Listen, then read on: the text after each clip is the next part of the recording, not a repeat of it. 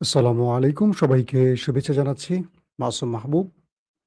দেখছেন open the YouTube channel এবং মাসুম মাহবুব Facebook page. পৃথিবীর যেই প্রান্ত থেকে যারা দেখছেন সবার জন্য শুভকামনা, ভালোবাসা।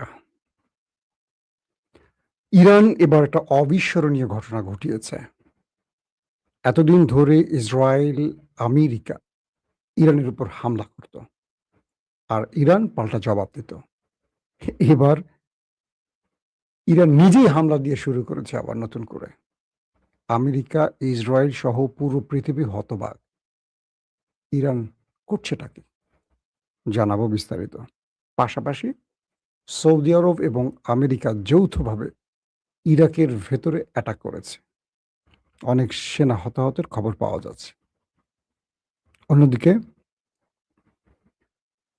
নতুন করে আবারও উত্তেজনা বাড়ছে মধ্যপ্রাচ্যে, কারণ আরবরা ইরানের ধোলাই খেয়ে এখন আর কোনো বাপ খুঁজে পাচ্ছে না, যে কাকে বাপ বানালে রক্ষা পাবো সেই টেনশনে আছে। দর্শক, এই খবরগুলো দেওয়ার আগে আমি বাংলাদেশ থেকে কয়েকটা গুরুত্বপূর্ণ খবর দিয়ে চলে যাব।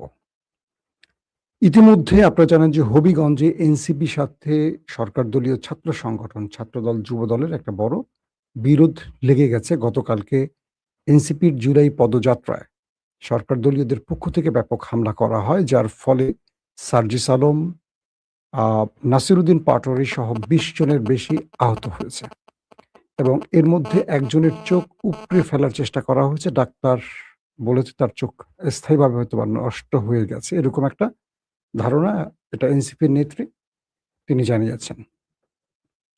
তো আজকে সারাদিন সেই উত্তেজনা ছিল এনসিপির। সেখানে তারা মামলা করতে গেলে পুলিশ কয়েক স্তরে তাদের বাধা দেয় এবং সরকার দলীয়রা দেশীয় অস্ত্র নিয়ে সেখানে পাহারা বসায়, যাতে এনসিপি কোনো প্রকার মামলা করতে না পারে। তারপরও এনসিপি সকল বাধা বিপত্তি আমি আজকে লাইভে পুরো ডিটেলসটা ভিডিও সহ দেখিয়েছি। তো বলা হচ্ছে যে কিছুক্ষণ আগে যে আপডেট খবর পেলাম, সেটা বলা হচ্ছে হবিগঞ্জ ছাত্রদলের সভাপতি সহ শতাধিক নেতার বিরুদ্ধে এনসিপি মামলা করেছে।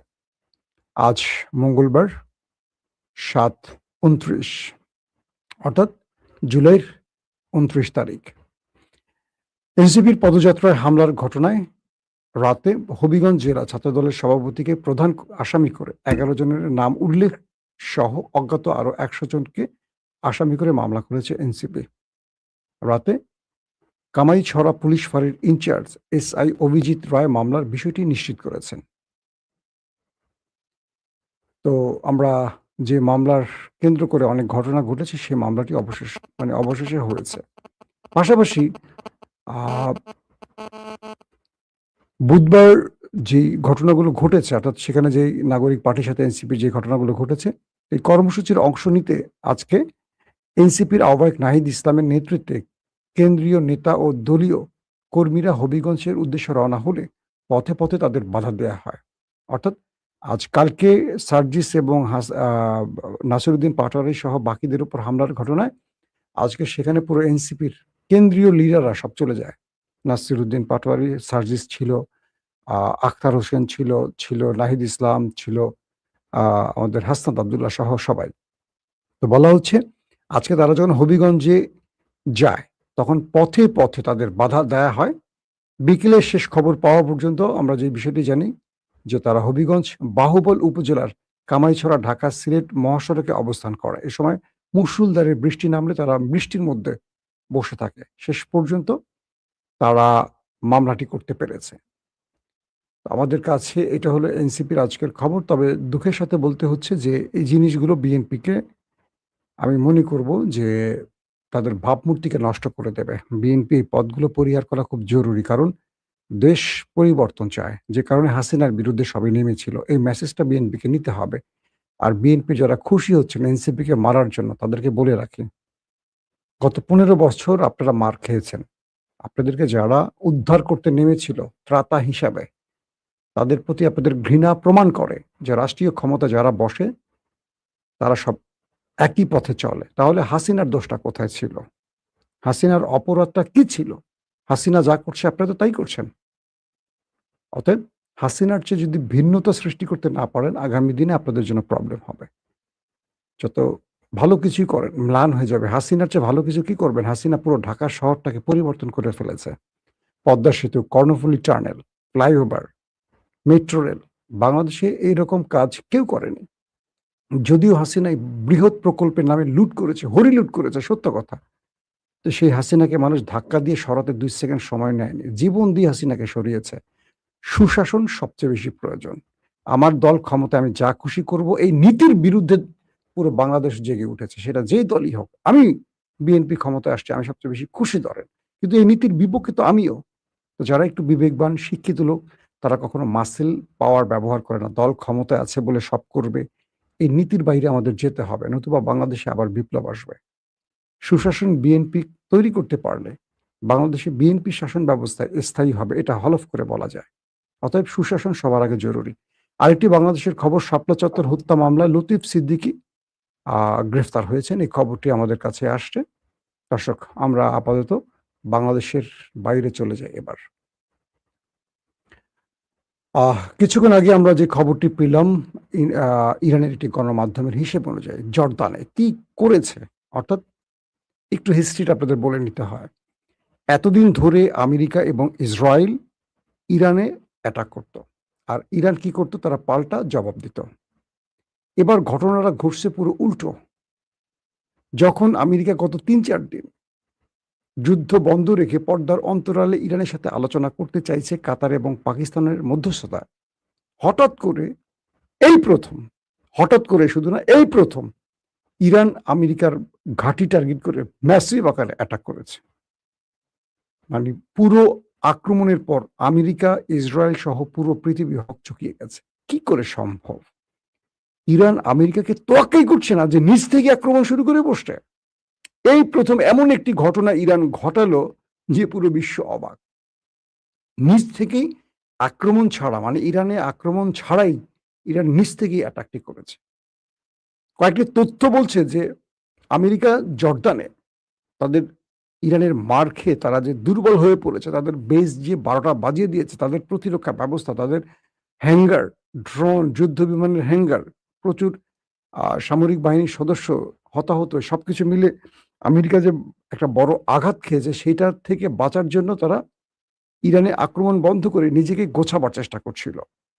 তো হঠাৎ করে ইরানের কাছে একটি আপডেট তথ্য আসে যে ইরান জানে যে জর্দানে নতুন করে আরো অনেক আধুনিক অস্ত্রগুলো এনে আমেরিকা বসাচ্ছিল। অর্থাৎ জর্দানকে মিসাইল ড্রোনের মাধ্যমে ইরান যে ধোলাইখাল বানিয়েছিল, সেখান থেকে আবার জর্দানের ঘাঁটিগুলোকে প্রস্তুত করার কাজে ব্যস্ত ছিল আমেরিকা। এই খবরটি পেয়েই প্রিঅ্যাক্টিভ অ্যাটাক করে বসছে, একদম অগ্রিম অ্যাটাক করে বসছে ইরান।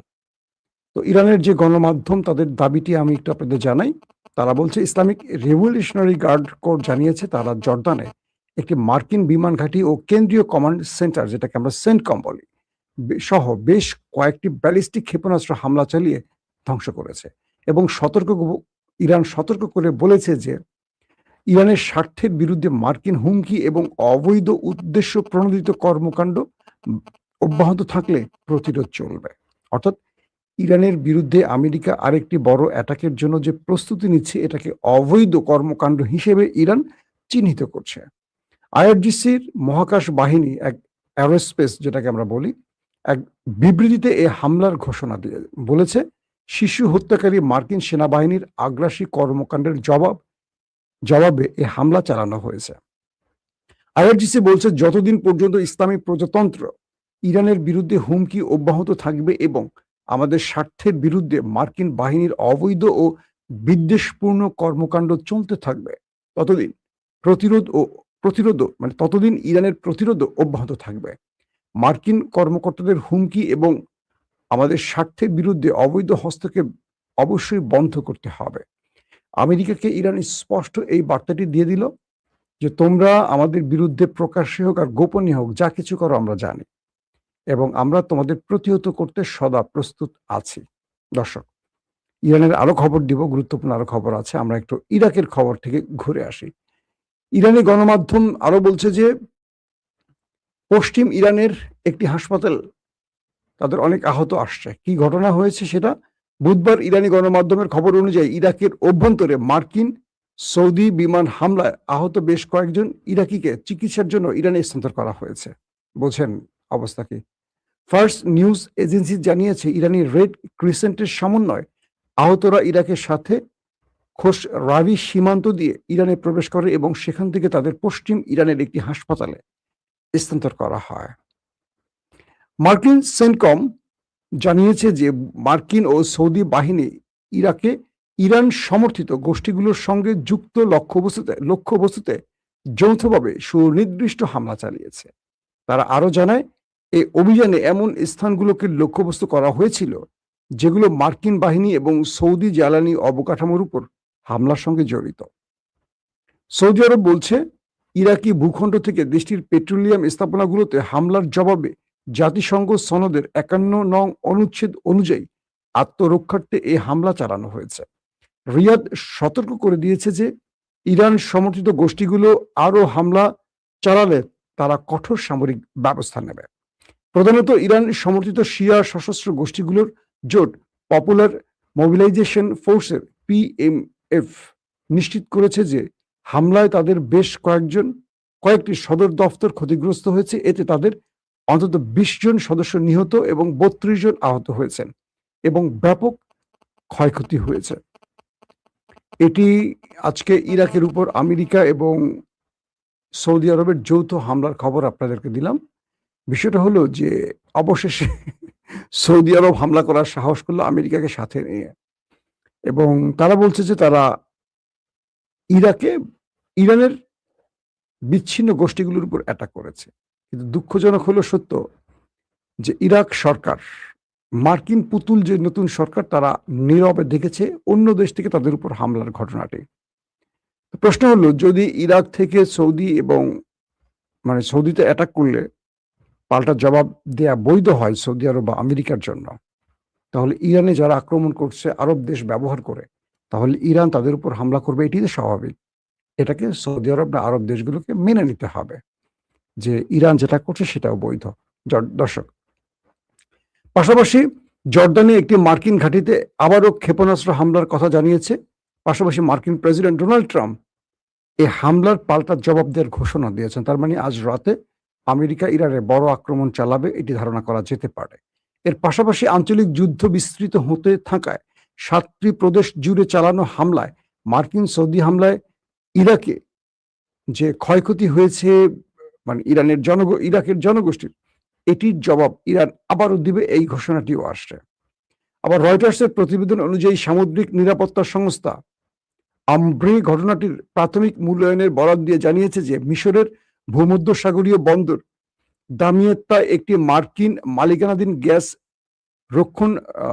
সংরক্ষণকারী ট্যাঙ্কে ড্রোন আঘাত হেনেছে। ইতিমধ্যে আরেকটি ঘটনা ঘটে গেছে, এটা আজকের ব্রেকিং সংবাদ বলতে পারি। সেটি হলো ইরানের এবার হামলাটি হয়ে গেছে মিশরে, নতুন আরেকটি দেশ সম্পৃক্ত হলো। তো রয়টার্স বলছে যে মার্কিন যুক্তরাষ্ট্রের মালিকানাধীন ভূমধ্যসাগরীয় বন্দর দামিয়েত্তায় যে গ্যাস সংরক্ষণকারী ট্যাঙ্কার, সেখানে একটি ড্রোন অ্যাটাক করা হয়েছে।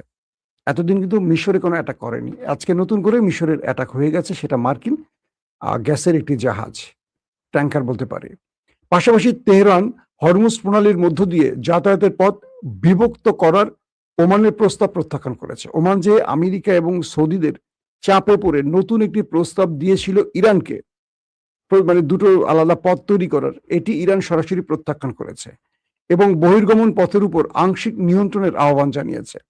জাতিসংঘের মানবাধিকার কার্যালয় জানিয়েছে অধিকৃত পশ্চিম তীরে ইসরায়েলি বসতি স্থাপনকারীদের হামলা এবং ঘাঁটিগুলোর সম্প্রসারণ সর্বকালের সর্বোচ্চ পর্যায়ে পৌঁছেছে।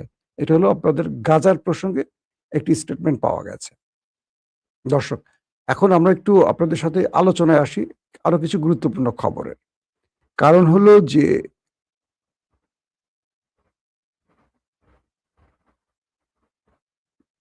আরেকটি খবর পাওয়া গেছে যে ইরাকে যে হামলাটি হয়েছে, সে হামলায় ইরানের আল কুদস ফোর্সের 4 জন নিহত হয়েছে।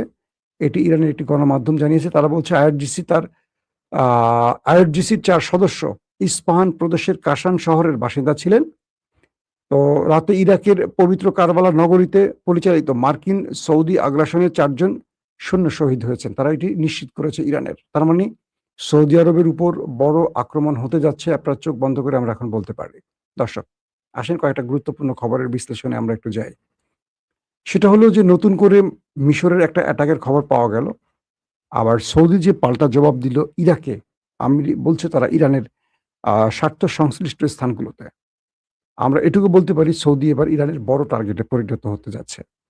এবং ইতিমধ্যে হুতি এবং ইরাক থেকে ইরান সমর্থিত গোষ্ঠীগুলো সৌদি আরবের আরামকো সহ বেশ কয়েকটি তেল কূপে যে অ্যাটাক করেছে, এটার জবাবে ইরান এবার আরো বড় প্রতিশোধ নিতে যাবে। তবে ইরান হয়তোবা তাদের নামে অ্যাটাকটি করবে না। তারা হয়তো হুতিদের ব্যবহার করবে, অথবা ইরাকে যেহেতু পাল্টা হামলা হয়েছে, ইরাক থেকেই মূলত ইরান হয়তোবা পাল্টা অ্যাটাকটি চালাবে। অন্যদিকে কাতার, পাকিস্তান এখনো চেষ্টা করছে মধ্যস্থতা চালাবার জন্য। কিন্তু আমেরিকা মধ্যস্থতার নামে বারবারই ঘাঁটিগুলোকে অ্যাক্টিভ করছে, ইরানে হামলার যে প্রস্তুতি নিচ্ছে, এটা বড় রকম ইরানের জবাবের কারণে আমেরিকা একটু অবাক হয়ে গেছে। একদিকে আমেরিকাতে পৌঁছে গেছেন ইউক্রেনের জেলেনস্কি এবং ইসরায়েলের নেতানিয়াহু, এবং সেখানকার যে ভিডিও চিত্রটি আমরা দেখেছি সেখানে দেখলাম মার্ক রুবিও এবং পিট হেগসেট, একজন পররাষ্ট্রমন্ত্রী, একজন প্রতিরক্ষা মন্ত্রী, দুজন বেশ খোশ গল্প করছেন ইসরায়েলের প্রধানমন্ত্রীর সাথে, যেন ইসরায়েলের কাছে আমেরিকা তার দাসখত দিয়ে আসছে। যেমন বাংলাদেশ বলেন, পাকিস্তান বলেন, ইরাক বলেন, বা আমাদের যে মুসলিম দেশগুলো, আমরা দাসখত দেই কাদের কাছে? বাংলাদেশ দাসখত দেয় ভারতের কাছে, পাকিস্তান সহ বাকি মুসলিম দেশ দাসখত দেয় আমেরিকার কাছে। আমরা আমেরিকা ভারত দুটোর কাছেই দেই। আমাদের যে এই নতজানু পররাষ্ট্রনীতি, এগুলো আমরা আমেরিকার কাছে বিক্রি করে দিয়ে আসি। কিন্তু এবার দেখলাম ইসরায়েলের নেতানিয়াহু যখন লিন্ডসে গ্রামের কি বলবো শেষকৃত্যে উপস্থিত হলেন, আমরা তখন দেখলাম যে মার্ক রুবিও, মার্কিন পররাষ্ট্রমন্ত্রী, প্রতিরক্ষা মন্ত্রী, নেতানিয়াহুর কাছে কাঁচুমাচু হয়ে দাঁড়িয়ে আছে। নেতানিয়াহুর পাওয়ারটা কোথায় বুঝতে পারছেন? একটা ছোট্ট দেশ, অল্প কিছু লোক, সেই দেশটার কাছে আমেরিকা পুরো নত হয়ে গেছে। তার ইচ্ছে অনুযায়ী যুদ্ধটা করতে হচ্ছে আমেরিকাকে। পুরো আমেরিকা দেখেন, নেতানিয়াহু যখন আমেরিকায় ঢুকছে, তাকে গ্রেফতারের দাবিতে মার্কিনিরা বিক্ষোভ করেছে। তাকে গণহত্যাকারী ঘোষণা করে সবাই বিক্ষোভ করছে, প্রোটেস্ট করেছে আমেরিকানরা। কিন্তু আমেরিকার সরকার কিচ্ছু বলতে পারে না। অর্থাৎ ধরেন বাংলাদেশে কোন একটা গোষ্ঠীর কাছে সকল জিম্মি, এরকম হয় না? তাকে বাংলাদেশ থেকে না বোঝায়, অনেকে কষ্ট পাবেন। তো একটা ইসরায়েলের কাছে আজকে আরবরা জিম্মি, পুরো পৃথিবী জিম্মি, আমেরিকা জিম্মি। অথচ আমেরিকা এই দেশটিকে বাঁচানোর জন্য তাদের সেনা হারাচ্ছে, তাদের একটার পর একটা ঘাঁটি ধ্বংস করে দিচ্ছে, তারপরও আমেরিকা সরে যাচ্ছে না। তবে এটুকু বলা যায়, যেহেতু ইসরায়েলের নেতানিয়াহু এখন আমেরিকাতে আছেন, আমেরিকার মাধ্যমে আরো বৃহৎ আকারে ইরানে হামলার ঘোষণা আসবে আজ কালকের মধ্যে, এবং আজকে রাতে হয়তো আমেরিকা পাল্টা জবাব দিবে। আপনারা ওয়েট করলেই দেখবেন যে আমার খবরের সত্যতা পান কিনা। দর্শক, আজকের মতো শেষ করছি। প্রত্যেকে ভালো থাকবেন। আল্লাহ হাফিজ।